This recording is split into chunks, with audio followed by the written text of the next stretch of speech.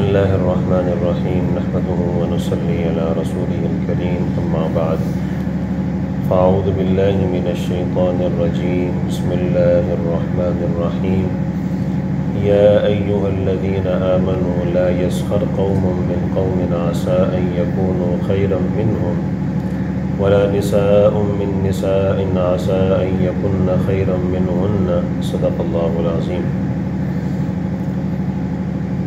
اختلاف، لڑائی جھگڑا و نفرت، باہمی خانہ جنگی انتہائی ناپسندیدہ عمل ہے،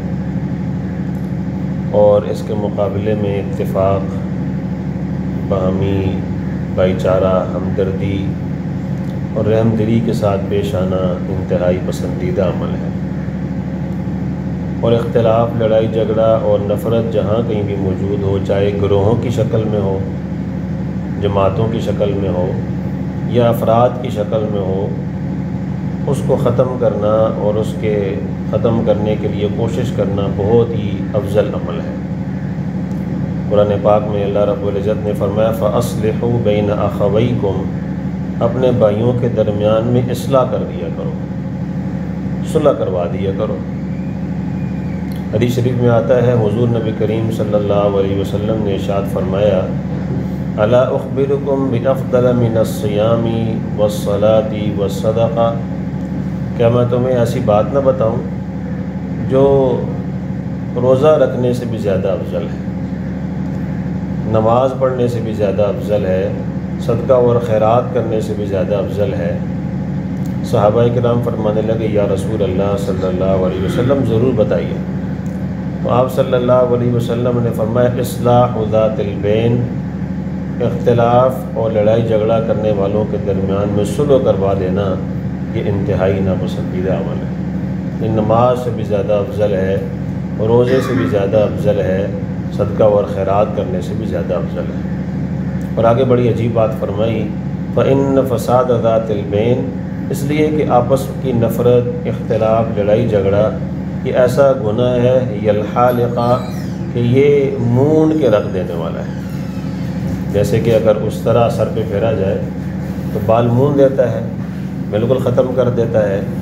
اسی طریقے سے یہ جو اختلاف ہوتا ہے، لڑائی جھگڑا ہوتا ہے، نفرت ہوتی ہے، یہ سر کے بالوں کو تو نہیں مونتا لیکن پورے دین کو ہی مون کے رکھ دیتا ہے۔ جب جہاں پر اختلاف ہوگا، لڑائی جھگڑا ہوگا، نفرت ہوگی، تو وہاں پر ظاہر ہے پھر چغل خوری بھی ہوگی، غیبت بھی ہوگی، وہاں پر انسان دوسرے کئی قسم کے گناہ میں مبتلا ہو جائے گا، جس کی وجہ سے آہستہ آہستہ انسان دین سے دور ہوتا چلا جاتا ہے، اور پھر جا کر اللہ بچائے کہیں جہنم میں جا کے گر جاتا ہے۔ تو یہ جو اختلاف، لڑائی جھگڑا، نفرت ہے، باہمی خانہ جنگی ہوتی ہے، یہ بہت ہی ناپسندیدہ اور خطرناک گناہ ہے،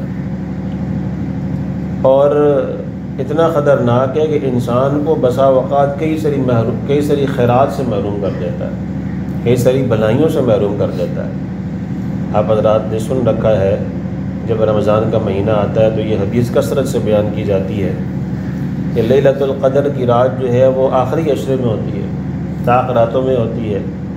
تو ایک دفعہ حضور نبی کریم صلی اللہ علیہ وسلم کو اس لیلۃ القدر کے بارے میں بتا دیا گیا وہ کون سی رات ہے، آپ کو معلوم ہو گیا، تو آپ باہر نکلے لوگوں کو بتانے کے لیے کہ لیلۃ القدر یہ فلاں طاق رات میں ہے، اس پہ تلاش کیا کرو، بتانے کے لیے نکلے۔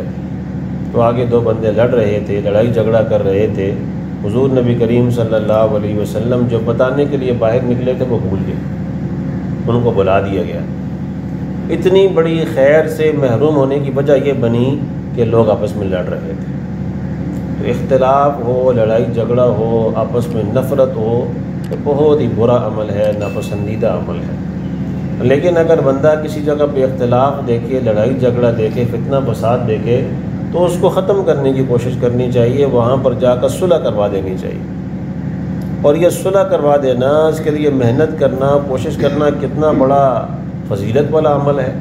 حدیث شریف میں آتا ہے حضور نبی کریم صلی اللہ علیہ وسلم نے ارشاد فرمایا کہ دو بندوں کے درمیان میں لڑائی جھگڑا ختم کرنے کی کوشش کرنے کے لیے جو بندہ جاتا ہے اور وہاں پر جا کر اب ان کے درمیان میں گفتگو کرتا ہے، جو الفاظ منہ سے نکالتا ہے ہر لفظ کے نکلنے پر اللہ رب العزت کی ذات اس بندے کو ایک غلام آزاد کرنے کا ثواب نصیب فرماتا ہے۔ کتنا فضیلت والا عمل ہے۔ اور جب یہ بندہ اختلاف، لڑائی جھگڑا، فتنہ فساد کی ختم کرنے کی کوشش کر کے واپس آتا ہے تو واپس آنے پر اللہ رب العزت کی ذات اس بندے کے سارے گناہوں کو معاف فرما دیتی ہے۔ اب اندازہ لگائے کہ کتنا بڑا فضیلت والا عمل ہے اور کتنا بڑا پسندیدہ عمل ہے دو بندوں کے درمیان میں اختلاف، لڑائی جھگڑا اور نفرت کو ختم کرنے کی کوشش کرنا۔ اور یہ اتنا انتہائی لڑائی جھگڑا، فتنہ فساد اتنا ناپسندیدہ عمل ہے کہ اللہ رب العزت نے اس کو دور کرنے کے لیے، اس کو ختم کرنے کے لیے یہاں تک گنجائش دے رکھی ہے کہ ایک ایسا گناہ کہ جس گناہ کے اوپر اللہ رب العزت نے ایسے الفاظ استعمال فرمائے ہیں جو کسی اور گناہ پر استعمال نہیں فرمایا، جھوٹ۔ لعنت اللہ علی الکاذبین، کہ جھوٹوں پر کیا ہوتی ہے؟ لعنت ہوتی ہے، رحمت سے دور ہو جاتے ہیں یہ لوگ۔ لیکن یہ جھوٹ بولنا بھی دو بندوں کے درمیان صلح صفائی کروانے کے لیے جائز ہے۔ دو بندوں کے درمیان میں صلح صفائی کروانے کے لیے جھوٹ بولنا، اس کی بھی گنجائش ہے۔ آپ کسی بندے کے پاس جاتے ہیں، آپ کہتے ہیں کہ یار آپ کو فلاں بندے کے ساتھ کوئی اختلاف، لڑائی جھگڑا ہے، لیکن وہ تو آپ کے بارے میں بڑی اچھی باتیں کرتا ہے، حالانکہ اس نے کوئی بات نہیں کی۔ اور اس کے پاس آ کر کہتا ہے کہ آپ اس کے بارے میں لڑائی جھگڑا اور فتنہ فساد کی اپنے فضا برپا کر رکھی ہے، نفرت کی باتیں آپ کر رہے ہیں، حالانکہ وہ تو آپ کے بارے میں بڑی اچھی باتیں کرتا ہے۔ تو یہاں پر جھوٹ بولنے کی بھی گنجائش ہے تاکہ لوگ آپس میں اختلاف ختم کر کے بھائی چارگی کی طرف آ جائیں اور محبت کی طرف آ جائیں اور آپس میں ہمدردی اور پیار محبت کے ساتھ رہنے والے بن جائیں۔ قرآن پاک میں اللہ رب العزت نے جو آیت میرے آپ کے سامنے پڑھی ہے، اس آیت میں 3 گناہ گنوائے ہیں، 3 گناہ گنوائے ہیں، اور وہ حرام ناجائز گناہ کبیرہ ہے۔ اور یہ تینوں کے تینوں گناہ ایسے ہیں جو کہ اختلاف اور فتنہ فساد اور نفرت کو آگ کو بھڑکانے والے ہوتے ہیں۔ پہلا گناہ کیا ہے؟ لا یسخر قوم من قوم عسیٰ، اے ایمان والو تم میں سے کوئی قوم کسی قوم کا عورتوں کا مذاق نہ اڑائیں، یعنی قوم بحیثیت قوم مذاق نہ اڑائے، مرد مردوں کا مذاق نہ اڑائیں، عورتیں عورتوں کا مذاق نہ اڑائیں، اس لیے کہ یہ مذاق اڑانا یہ بنیاد ہوتا ہے اس چیز کا کہ آپس میں کیا پیدا ہوتا ہے؟ اختلاف، لڑائی جھگڑا اور فتنہ فساد اور نفرت۔ یہ گناہ ہے اور حرام ہے، گناہ کبیرہ ہے۔ کسی کے کپڑے دیکھ کر مذاق اڑانا، یعنی مذاق اڑانے میں یہ بات شامل ہوتی ہے اگلے بندے کا دل دکھانا، اس کی دل آزاری کرنا، اس کو لوگوں کی نظریں میں ذلیل کرنا، یہ مقصد ہوتا ہے مذاق اڑانے والے بندے کا۔ تو کپڑوں کا مذاق، شکل و صورت کا مذاق، آواز کا مذاق، قوم کا مذاق، تو فلاں قبیلے سے ہے، فلاں قوم سے ہے، تیری شکل ایسی ہے، یا تیرے کپڑے ایسے ہیں، یا تیرا اٹھنا بیٹھنا ایسا ہے، کسی بھی طریقے سے دوسرے بندے کا مذاق اڑانا یہ ایسا عمل ہے جو حرام ہے، گناہ کبیرہ ہے۔ اس وجہ سے بھی کہ یہ ایک بہت بڑے گناہ یعنی اختلاف، لڑائی جھگڑے کی طرف کیا کر دیتا ہے؟ لوگوں کو ہانک کر لے جاتا ہے۔ لیکن اگر اس کی بجائے مزاح ہو جس میں انسان دل لگی کرتا ہے، تھوڑی دیر کے لیے دل پر بوجھ تو پڑتا ہے لیکن اگلے ہی لمحے اس کو خوشی نصیب ہوتی ہے، دل لگی اسے کہتے ہیں، تو دل لگی کرنے کی گنجائش ہے، جائز ہے وہ۔ جیسے حضور نبی کریم صلی اللہ علیہ وسلم کے بارے میں آتا ہے کہ آپ کے پاس ایک عورت آئی اور آپ صلی اللہ علیہ وسلم سے پوچھنے لگی، یا رسول اللہ کہ کیا بوڑھی عورتیں جنت میں جائیں گی؟ وہ بوڑھی عورت تھی، تو حضور نبی کریم صلی اللہ علیہ وسلم نے فرمایا بوڑھی عورتیں جنت میں نہیں جائیں گی۔ اب یہ جملہ کہنے سے اس کے دل پر کیا ہوا؟ بوجھ تو پڑا، لیکن اگلا جملہ جو آپ صلی اللہ علیہ وسلم نے فرمایا، اس جملے سے اس کا سارا کا سارا بوجھ ختم ہو گیا اور وہ خوش ہو گئی۔ آپ نے فرمایا کہ بوڑھی عورتیں جنت میں نہیں جائیں گی، ان کو اللہ جنت میں جوان کر کے داخل فرمائیں گے۔ تو یہ دل لگی کسی کے ساتھ کی جائے جس میں دل آزاری نہ ہو، کسی کو ذلیل کرنا مقصد نہ ہو، بلکہ اس کے دل کو خوش کرنا ہو، تو یہ اسلام کے اندر گنجائش ہے۔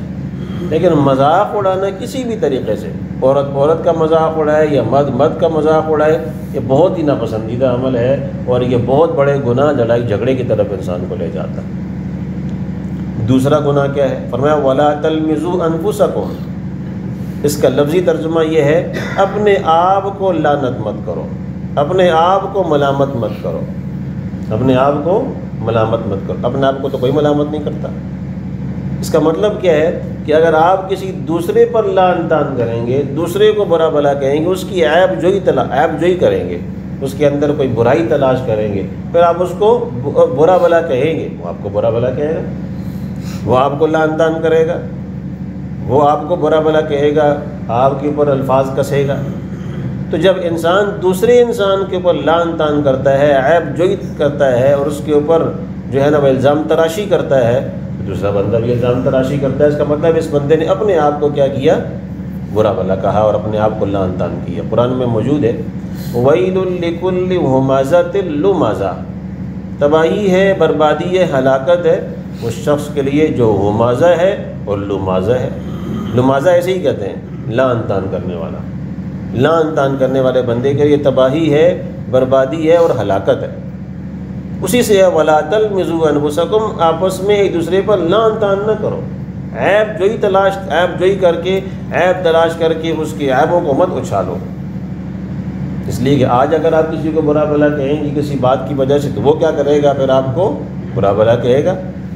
مفتی شفیع عثمانی رحمۃ اللہ علیہ نے بڑا عجیب جملہ کہا، فرماتے ہیں کہ وَفِيكَ عُيُوبٌ وَلِلنَّاسِ أَعْيُنٌ، اگر آپ کسی کے عیب تلاش کر کے اس پر لعن طعن کر رہے ہیں تو آپ یاد رکھیں یہ عیب آپ کے اندر بھی موجود ہے، یہ عیب آپ کے اندر بھی موجود ہیں، اور لوگوں کی بھی آنکھیں ہیں، اور لوگوں کی بھی آنکھیں۔ اگر آپ آج کسی کے عیب تلاش کریں گے تو لوگوں کی بھی آنکھیں ہیں، تو وہ آپ کے عیب تلاش کریں گے۔ آپ کسی کے عیب بیان کریں گے تو وہ آپ کے عیب بیان کرے گا۔ آپ کسی کے بھائی کو برا بھلا کہیں گے، اس کا بھائی آپ کو برا بھلا کہے گا۔ آپ کسی کے خاندان کو برا بھلا کہیں گے، اس کا خاندان آپ کے خاندان کو برا بھلا کہے گا۔ تو یہ لعن طعن کرنا، ملامتیں کرنا، یہ بہت ہی بڑا گناہ ہے، حرام ہے، ناجائز ہے اور گناہ کبیرہ ہے۔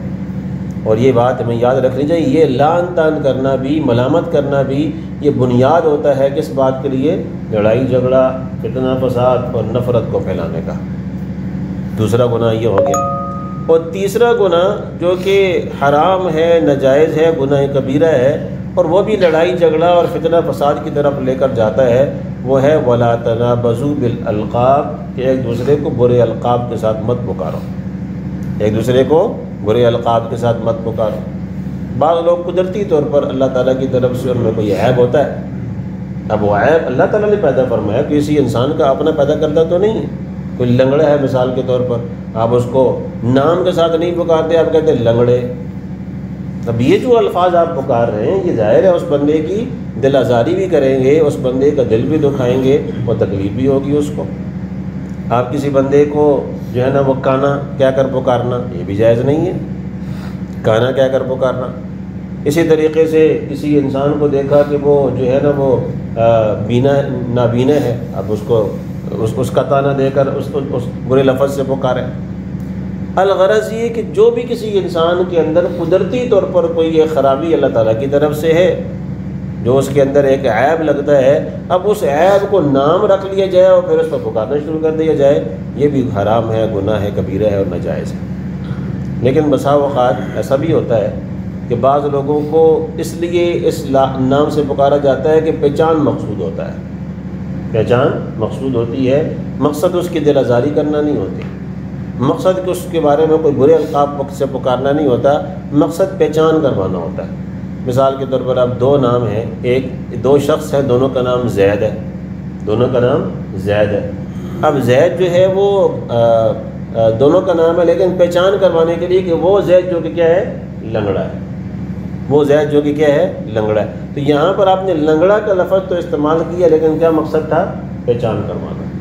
اس طریقے سے بہت سارے احادیث میں آپ کو راوی ملیں گے جن راویوں کے نام کے ساتھ یہ لفظ لگا ہوا ہے۔ اعرج لنگڑے تھے، آمش تھوڑے سے نابینا تھے، اس طریقے سے ان کے نام کے ساتھ الفاظ لگے ہوئے ہیں بتانے کے لیے، پہچان کروانے کے لیے۔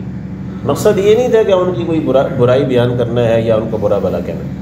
تو برے القاب کے ساتھ پکارنا جس میں مقصد یہ ہو کہ میں اس کو ذلیل کروں، اس کو نیچا دکھاؤں اور لوگوں کی نظروں میں اس کو گراؤں، اس لیے یہ لفظ نام رکھ دیا، یہ بہت بری بات ہے، حرام ہے اور ناجائز ہے، گناہ کبیرہ ہے۔ تو کچھ ایسی خرابیاں، یہ عیب ہوتے ہیں جو اللہ پاک نے پیدا کیے، ان سے نہیں پکارنا چاہیے۔ اور بعض ایسے ہوتے ہیں جو دینی طور پر انسان کے ساتھ نام کے ساتھ لگ جاتے ہیں، لیکن وہ بھی اس کو جو ہے نا وہ اس نام سے نہیں پکارنا چاہیے۔ مثال کے طور پر ایک بندہ ہے، اس نے گناہ کرنا شروع کر دیا، شراب پینے والا۔ اب یہ جو شراب پینے والا گناہ ظاہر ہے یہ ایک دینی کام ہے، حرام ہے، ناجائز ہے، تو اس کے لیے یہ کام دین کے اندر کیا ہے؟ منع ہے۔ اب وہ پینا شروع ہو گیا، لیکن اب وہ آ کر اس گناہ سے توبہ کر چکا ہے۔ اب ایک بندہ اس کے توبہ کرنے کے باوجود بھی یہ کہتا ہے کہ او شرابی، اب یہ جو بات ہو رہی ہے او شرابی، یہ والی بات بھی کہنا ناجائز ہے اور حرام ہے، گناہ کبیرہ اور برے القاب میں پکارنے میں آتا ہے، اس لیے کہ وہ تو توبہ کر چکا ہے، اور اب توبہ کرنے کی بجائے اب بندہ باوجود اس کے کہ اس کو دوبارہ اسی نام سے پکارا جا رہا ہو، یہ جائز نہیں ہے۔ ایک دفعہ حضرت زینب رضی اللہ تعالیٰ عنہ کو حضور نبی کریم صلی اللہ علیہ وسلم نے فرمایا کہ آپ جا کر حضرت صفیہ کو ایک اونٹ دے دیں۔ زینب رضی اللہ تعالیٰ عنہ فرمانے لگی کہ میں یہودیہ عورت کو اونٹ دے دوں۔ حضرت صفیہ پہلے یہودیہ تھی، بعد میں اسلام قبول کیا، دائرہ اسلام میں داخل ہوئیں، حضور اکرم صلی اللہ علیہ وسلم کی زوجہ بن گئی۔ تو حضور نبی کریم صلی اللہ علیہ وسلم نے دیکھا کہ حضرت زینب ان کے پرانے جو ہے نا وہ غلط عقیدے کو یاد کر کے ان کا نام پکار رہی ہیں، تو آپ صلی اللہ علیہ وسلم نے 2.5 مہینے تک حضرت زینب سے قطع کلامی رکھی، بات نہیں فرمائی آپ صلی اللہ علیہ وسلم۔ تو اس بات کی طرف اشارہ ہے، تعلیم ہے کہ انسان ان گناہوں سے اپنے آپ کو بچائے، جس میں سے ایک گناہ یہ ہے برے القاب سے پکارنا، اور یہ بھی وہ گناہ ہے جو لڑائی جھگڑا، فتنہ فساد اور اختلاف کی طرف لے کر جاتا ہے۔ جب اختلاف ہوگا، فتنہ فساد ہوگا، نفرت ہوگی، تو پھر انسان کا پورا دین ہی خراب ہو جاتا ہے۔ تو یہ 3 گناہ ایسے ہیں جن سے ہمیں بچنا چاہیے اور اپنے آپ کو بچا کر رکھنا چاہیے۔ دعا کریں اللہ تعالی ہم سب کو اتفاق نصیب فرمائے، آپس میں پیار محبت نصیب فرمائے، اور ان گناہوں سے بچنے کی توفیق عطا فرمائے۔ آخر دعوانا